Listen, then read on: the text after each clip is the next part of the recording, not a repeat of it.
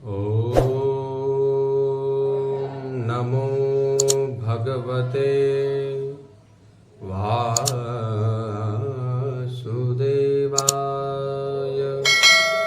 सर्गस्थितिनिरोधार्थं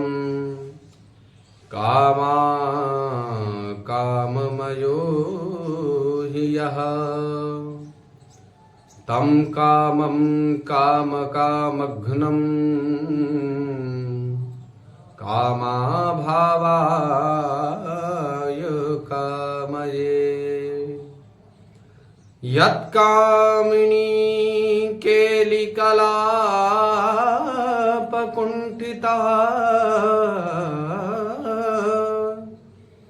कामोऽप्यकामा विमदो बभूवः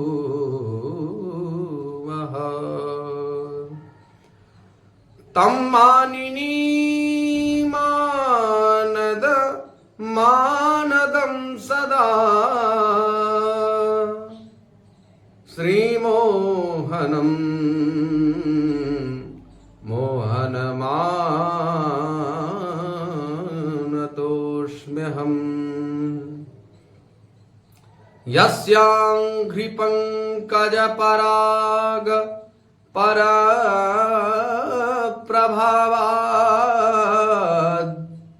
भूत्वा कृतिमतां श्रुतिमाचरामि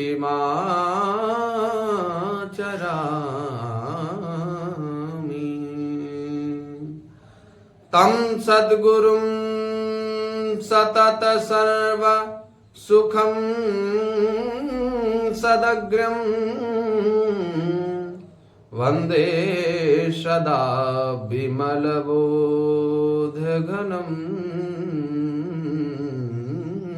विचित्रम् व्यासं व्यासकरं वन्दे मुनिं नारायणं स्वयं यतः प्राप्त लोका मुक्ता कलेर्ग्रहात् श्रीधरं वन्दे श्रीधरैकपरायणम् यस्यैव श्रीप्रसादेन श्रीधरेयं कृतिः कृता राधा भक्तिर्हरिज्ञानं ताभ्यां या च समन्विता तां श्रीभागवतीं गाथां वन्दे युगलरूपिणीं। बोले वृंदावन विपिन बिहारी लाल की जय। परम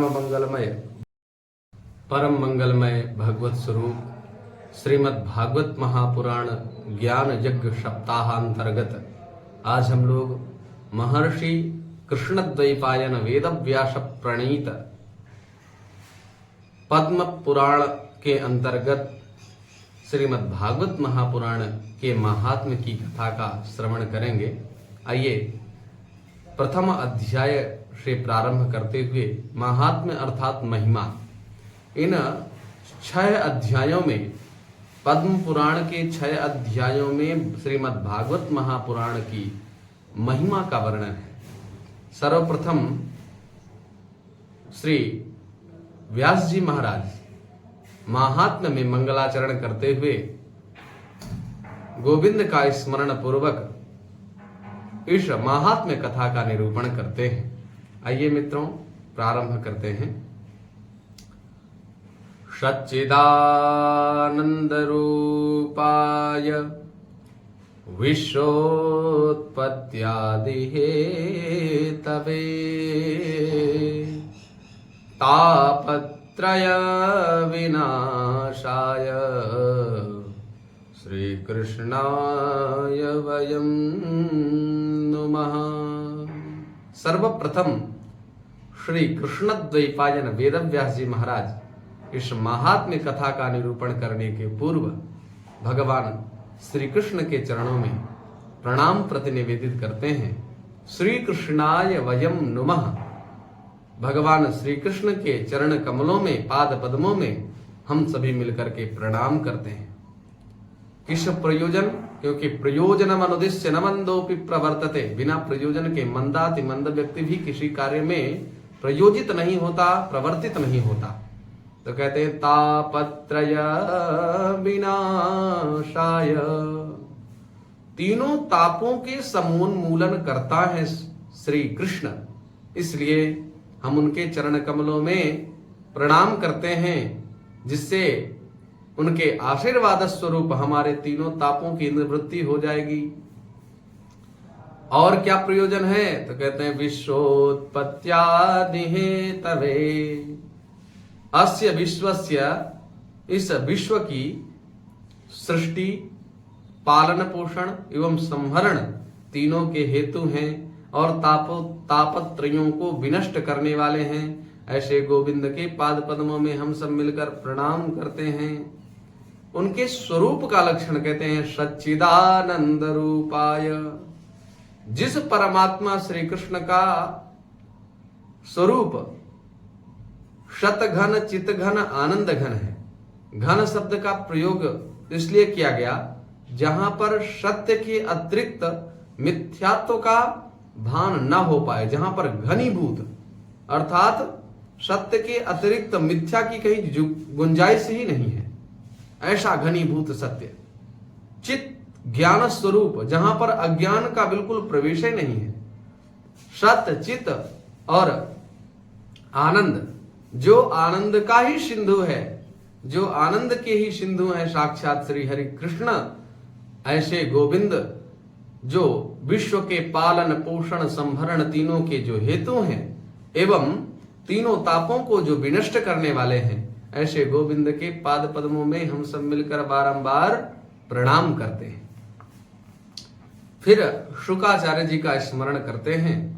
यम प्रव्रजन्तमनुपेतमपेत कृत्यम द्वैपायनो विरह कातरया जुहाव। पुत्रेति तन्मयतया तरवो विनेदुस् तं सर्वभूत हृदयं मुनिमानतोऽस्मि।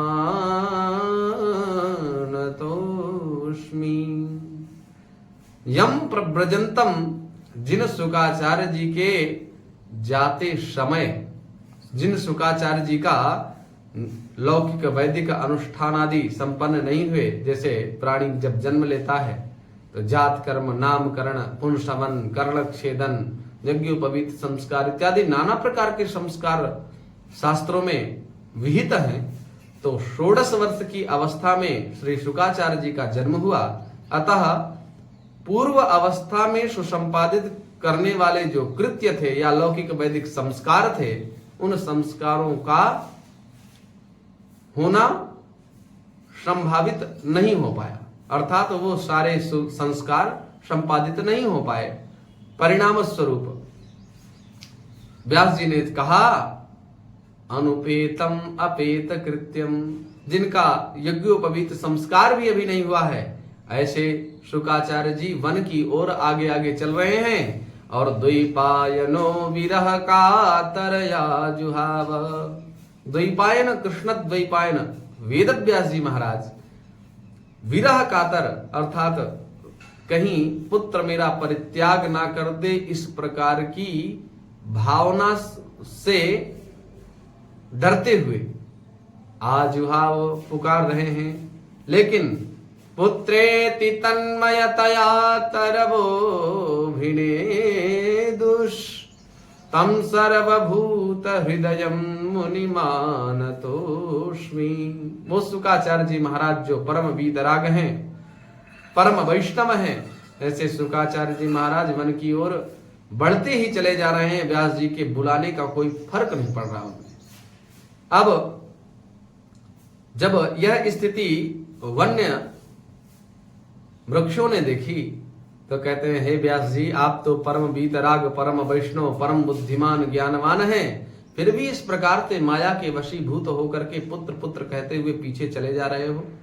अरे महाराज, आप देखिए, हमारे बहुत संख्या में पुत्र होते हैं, फल रूपी बहुत सारे पुत्र होते हैं, तथापि हम लोग इस प्रकार से विरह कातर नहीं होते। इसलिए हे व्यास जी महाराज, आप भी विरह कातर मत होइए।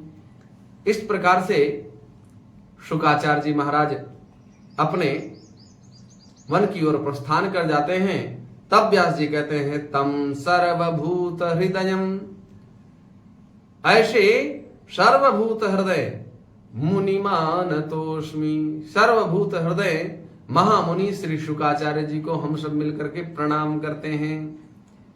नैमिषेषु तमासीना मभिवाद्य महामतिम कथामृत रसास्वादः कुशलः शौनको ब्रवीत। नैमिषारण्य की पावन धरा पर सौनकादि 88,000 श्रोता समुदाय विराजमान है। वहां पर श्री सूत जी महाराज प्रधान वाचक के रूप में विद्यमान है। आज शौनक जी महाराज के लिए व्यास जी महाराज ने एक विशेषण दिया, कथामृत रसास्वाद कुशलः। कथायाः यह अमृतः तस्य कथामृतस्य रसास्वादने कुशलः। भगवान की मधुर महिमाशाली कथा को श्रवण करने में जो परम कुशल हैं, ऐसे शौनक जी महाराज अब्रवीत बोले। शौनक उवाच, अज्ञानध्वांत विध्वंस कोटि सूर्य समप्रभा श्रोताख्या हि कथा सारम मम कर्ण रसायनम। आज जो शौनक जी महाराज समस्त 88,000 श्रोता समुदाय का प्रतिनिधित्व कर रहे हैं, ऐसे श्री शौनक जी महाराज ने पूछा, क्या? अज्ञानध्वांत विध्वंस कोटि सूर्य समप्रभ। अर्थात हे सूत जी महाराज, आप करोड़ों सूर्य के समान हैं, क्योंकि भगवान भास्कर के उदय होने पर इस त्रिभुवन के अंधकार की निवृत्ति हो जाती है। उसी प्रकार से हम लोगों के अंतःकरण में पलित जो अज्ञान रूपी भ्रमात्मक ज्ञान है, प्रपंचात्मक ज्ञान है, उस प्रपंचात्मक अज्ञान को ज्ञान रूपी प्रकाश से आप विनष्ट करने वाले हैं। इसलिए हे सूत जी महाराज, आप करोड़ों सूर्य के समान हैं।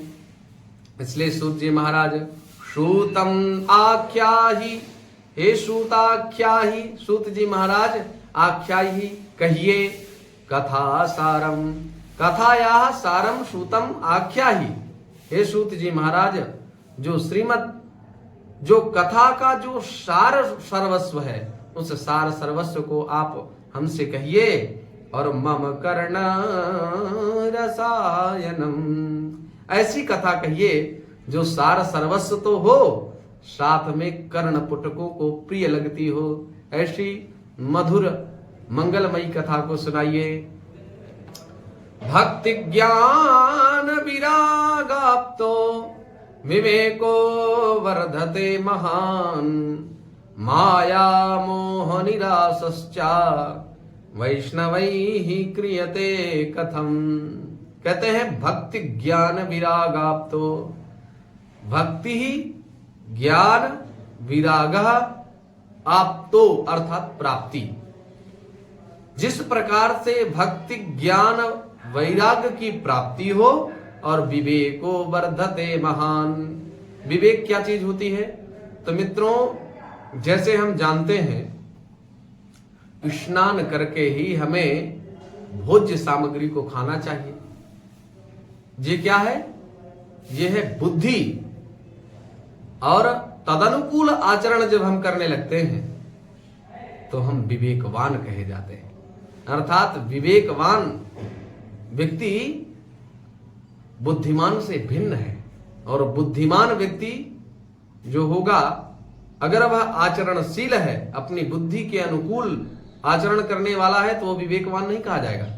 बुद्धि तो जाने कहां क्या कह दे, लेकिन अपनी बुद्धि को शास्त्र में लगाने के उपरांत शास्त्रनिष्ठ वाक्यों पर अक्षरशः विश्वास करके जो व्यक्ति तदनुकूल आचरण करता है उसको विवेकवान कहते हैं। तो कहते हैं विवेको वर्धते महान, भक्ति ज्ञान वैराग्य की प्राप्ति पूर्वक जिस प्रकार से हमारा विवेक विवर्धित हो, माया मोह निरासश्चा मोह सकल व्याधिन कर मूला। माया से भी खतरनाक है मोह, इसलिए मोह का निराकरण हो, निवृत्ति हो। मोह और माया, माया से भी, माया मतलब मैं और तोर, मैं और मोर तोर मैं और मोर तोर तय माया। अर्थात ये मेरा है, ये तेरा है, इस प्रकार का जो भाव है, मन में प्रस्फुटित भाव जो है, उसी को हम लोग कहते हैं माया। मां माने नहीं, या माने जो नहीं है तथापि दिखाई देती, उसी को माया कहते हैं। माया मोह निरासश्चा वैष्णवैः क्रियते कथम। ये वैष्णव लोग माया मोह की निवृत्ति एवं विवेक को विवर्धित करने के लिए तथा भक्ति ज्ञान विराग की प्राप्ति के लिए क्या करते हैं। यह घोरे कलौ प्रायो जीवश्चासुरतांगतः क्लेशाक्रांतस्य तस्यैव शोधने किं परायणम्। अर्थात यह घोरे कलौ प्रायः यह घोरे कलौ, इस घोर कलिकाल में प्रायः जीवश्चासुरतांगतः, जो जीव है वो आसुरी वृत्ति को प्राप्त हो रहे हैं असुरों के द्वारा। असुर कहते किसे हैं, तो कहते हैं मां नहीं मात पिता नहीं देवा, साधुन सन करवा वही सेवा।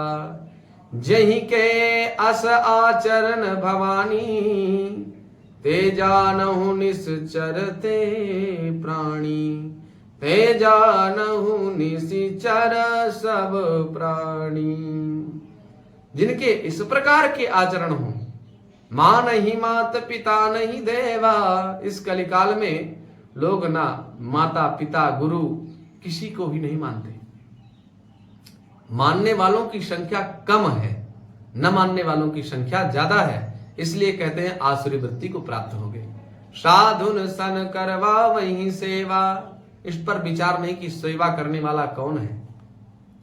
और जही के यस आचरण भवानी, भगवान भोलेनाथ, ये मैं नहीं कह रहा हूं अपनी तरफ से, शंकर जगत वंद्य जगदीशा, जो जगत वंद्य जगत गुरु श्री परम वैष्णवाचार्य श्री शिव जी महाराज हैं, वो साधारण श्रोता को भी नहीं बता रहे हैं, साक्षात भवानी को बता रहे हैं।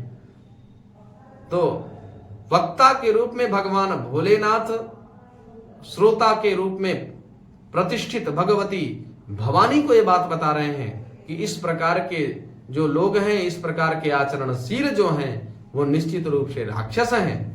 तो कह रहे हैं जीवश्चा असुरतांगतः, ऐसे लोग आसुरी वृत्ति को प्राप्त हो रहे हैं। क्लेशाक्रांतस्य तस्यैव शोधने किं परायणम्। इस प्रकार के क्लेशाक्रांत, ये जो नाना प्रकार के क्लेश हैं संसार में, सुत बित लोक ईशना, तीन प्रकार के ही दुख हैं भयंकर। इन्हीं से नाना प्रकार के दुख उत्पन्न होते हैं। सुत पुत्र, वित्त धन, और श्रुत वित्त लोक, लोकेशणा, श्रुतेष्णा और वित्तेष्णा, लोकेशणा, ये तीन प्रकार की जो इष्णा है, तृष्णाएं हैं, इन तृष्णाओं के कारण ही कष्ट बढ़ते जा रहे हैं। तो शोधने किम परायणम, इनका शोधन कैसे होगा वो उपाय आप बताइए। श्रेयसाम यद भवेत् श्रेयः पावनानां च पावनम कृष्ण प्राप्तिकरं शश्वत साधनम तद्वदाधुना।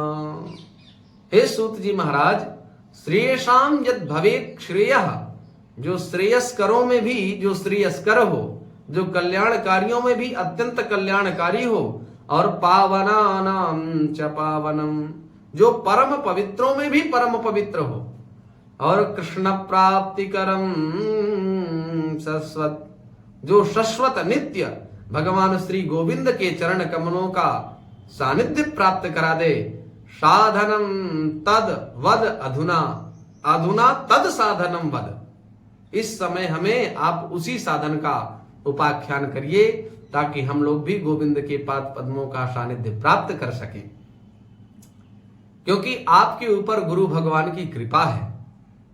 सामान्य लोकोक्ति में लोग कहते हैं, गुरु यदि बलवान तो चेला पहलवान, अर्थात चिंतामणिरलोक सुखम सुरद्रुः स्वर्ग संपदम प्रयक्षते गुरु प्रीतो वैकुंठम योगी दुर्लभम।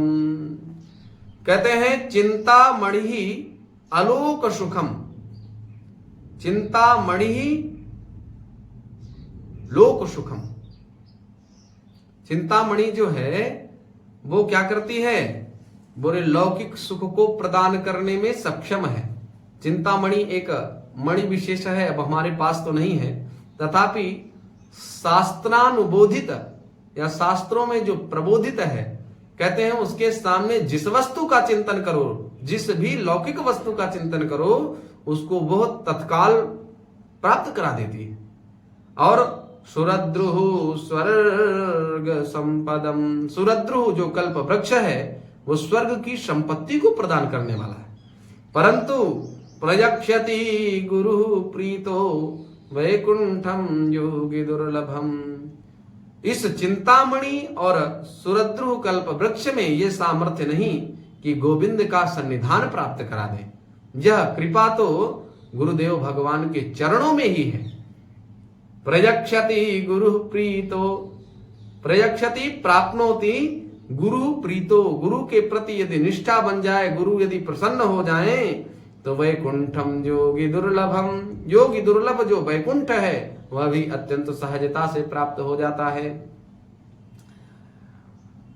तब सूत जी महाराज की इस प्रकार से स्तुति कर रहे हैं शौनक जी महाराज, और कहते हैं कि आपके ऊपर भी आपके गुरुदेव का आशीर्वाद है, इसलिए आप हमें उस गुरु कृपा का प्रसाद जो ज्ञान है, उस ज्ञान के माध्यम से, उन ज्ञान की किरणों से हमारे अज्ञान रूपी अंधकार को जो हमारे पूरे मानस पटल में व्याप्त है, ऐसे मानस पटल में व्याप्त अज्ञान रूपी अंधकार का निराकरण करिए महाराज। तब सूत जी महाराज परम प्रमुदित मना। सूत उवाच, श्री सूत जी महाराज कहते हैं, प्रीति ही सौनक चित्ते ते यतो वच्मि विचार्य च सर्व सिद्धांत निष्पन्नम संसार भयनाशनम। शौनक सूत जी महाराज शौनक जी से कहते हैं, प्रीति ही सौनक चित्ते ते चित सौनक, हे शौनक जी महाराज, ते चित्ते प्रीति ही, तुम्हारे चित्त में मेरे प्रति अखंड निष्ठा एवं प्रीति है। अतः यतो वच्मि विचार्य च, अतः इसलिए वच्मि बताऊंगा, विचार्य च बड़ा विचार करके मैं इस पक्ष को, जो आपने कहा कि जो श्रेयस्करों में जो श्रेयस्कर हो, पावनों में जो भी पावन हो, जो कृष्ण प्राप्ति का जो सबसे सरलतम सुगम साधन हो, वो हमें बताइए। तो कहते हैं उस मार्ग को मैं बताऊंगा, लेकिन विचार्य, ऐसे परम बुद्धिमान वीतराग श्री सूत जी महाराज जैसा ज्ञानी महापुरुष वो भी यह बात को कह रहे हैं कि विचार करके बताऊंगा। ऐसे महापुरुषों के द्वारा जो कुछ भी कह दिया जाता है सिद्धस गतिस चिंतनीय, अर्थात सिद्ध मानव के द्वारा यदि कोई बात कह दी जाती है तो भगवान भी उनके वचनों की रक्षा के लिए सहायता प्रदान करते हैं। आज सूत जी महाराज कह रहे हैं विचार करके बताऊंगा। अब सर्व सिद्धांत निष्पन्नम, संपूर्ण प्रकार के सिद्धांतों से निष्पन्न अर्थात नवनीत समान सार रूप क्या करूंगा, संसार भयनाशनम, संपूर्ण सिद्धांतों का जो निचज है, सार है एवं जो संसार के भय को नष्ट कर दे, ऐसे मैं जो आपने हेतु हमसे कहा था उन हेतुओं को बताते हुए मैं साथ में सर्व सिद्धांत निष्पन्न एवं संसार भय को नष्ट करने वाले साधन को बताऊंगा। भक्त्योगवर्धनम यच्च कृष्ण संतोष हेतुकम तदहं ते विधास्यामि सावधानतया शृणु। आप लोग देखते होंगे जब प्रायः कोई व्यक्ति गोपनीय बहुमूल्य वस्तु किसी को प्रदान करता है ना तो सावधान करता है, सावधान, बड़ी व्यवस्था से इसको रखना, संभाल के रखना। आज सौनक जी महाराज से सूत जी महाराज कह रहे सावधानतया शृणु, सावधानी से सुनिए भैया। क्या, भक्त्योगवर्धनम यच्चा, जो भक्ति के समुदाय को प्रवर्धित करने वाला है ऐसा साधन, और कृष्ण संतोष हेतुकम, भगवान श्री कृष्ण जिससे संतुष्ट होते हैं ऐसे हेतुक को, एवं तदहं ते विदास्यामि सावधान तया शृणु, मैं भक्ति के समुदाय को बढ़ाने वाले तथा भगवान श्री कृष्ण के संतोष का जो हेतु है ऐसे हेतु को अभी आपको बताऊंगा। आप निश्चित रूप से सावधानी पूर्वक सुने। कालव्याल मुखग्रास त्रास निर्णास हेतवे श्रीमद्भागवतम शास्त्रम कलौकीरेण भाषितम।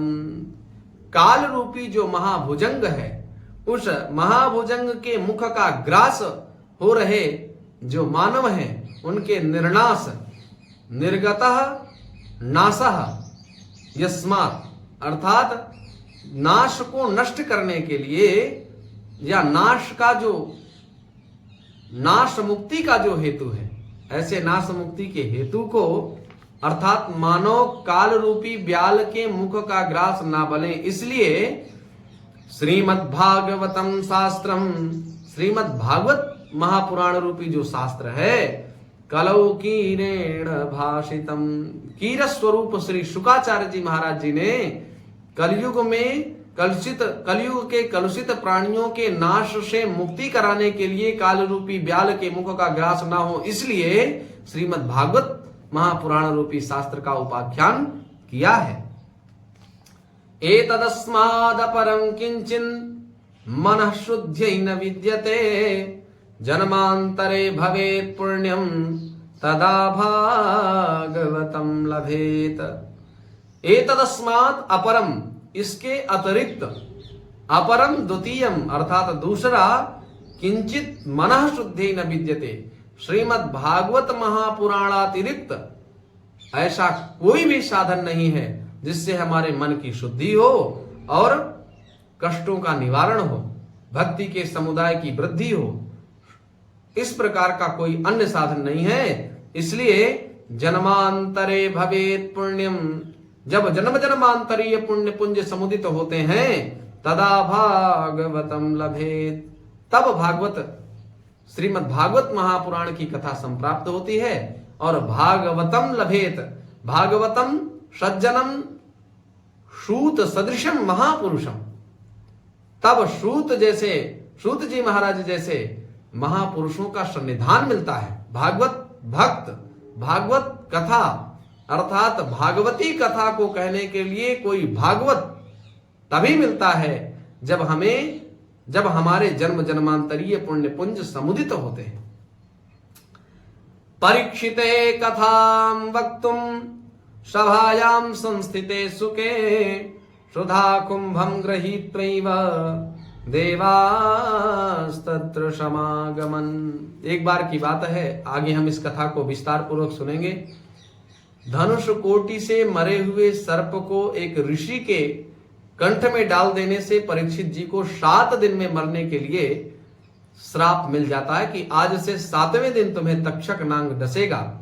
ऐसा श्राप मिलने पर श्री परीक्षित जी महाराज दुख मना होकर के गंगा नदी के तट पर बैठे हुए होते हैं। वहां पर संपूर्ण ऋषि मुनि विद्यमान रहते हैं। उसी समय तत्रा भवत भगवान व्यासपुत्र, वहीं पर व्यासपुत्र श्री शुकाचार्य जी महाराज आते हैं और इस मंगलमयी कथा को सुना करके उनके 7 दिवसीय मरण के कष्ट को दूर कर देते हैं। तो वही इसी बात को कहते हैं, जब परीक्षित जी महाराज को कथां वक्तुम, परीक्षित जी के लिए कथा को कहने के लिए सभायां संस्थिते सुके, शुकाचार्य जी महाराज सभा में संस्थित हुए तो सुधा कुंभं गृहीत्वैव देवास्तत्र समागमन, अमृत का कलश लेकर के देवता लोग सद्यः श्री शुकाचार्य जी के पास चले आए। शुकं नत्वा वदन् सर्वे स्वकार्य कुशलाः सुराः कथा सुधां प्रयक्षस्व गृहीत्वैव सुधामिमाम्। इमाम सुधाम गृहीत्वा, इस सुधा को ग्रहण करके लेकर के स्वीकार करके कथा सुधाम प्रयक्षस्व, कथा सुधा को दीजिए। सुकम नत्वा वदन् सर्वे स्वकार्य कुशलाः सुराः, अपने कार्य में जो परम कुशल हैं ऐसे देवता लोग शुकाचार्य जी को नमन करते हुए सुधा कुंभ को दे करके अमृत स्वरूप श्रीमद् भागवती कथा को प्राप्त करने का विनिमय करने के लिए वहां पर आ गए। एवं विनिमये जाते सुधाराज्ञा प्रपीयताम प्रपाश्यामो वयं सर्वे श्रीमद्भागवतामृतम। इस प्रकार से यदि शुकाचार्य जी महाराज विनिमय हो जाएगा तो निश्चित रूप से राजा इस अमृत को पीने के उपरांत जो मृत्यु का भय इनमें व्याप्त है वह नष्ट हो जाएगा। और प्रपास्यामो वयं सर्वे श्रीमद्भागवतामृतम, वयं सर्वे श्रीमद्भागवतामृतम प्रपास्यामः, और हम लोग सब श्रीमद्भागवत महापुराण कथा रूपी मंदाकिनी के अमृत को ग्रहण करके हम लोग भी संतृप्त हो जाएंगे। तब शुकाचार्य जी महाराज हंसे और कहा, अरे ठगियाओ, आप लोग अपने किसी भी कार्य को साधित करने के लिए, किसी भी साध्य कार्य को साधित करने के लिए आप बड़े सहजता से उसको साधित कर लेते हैं। अपने कार्य को सिद्ध करने वाले परम कुशल हो आप लोग,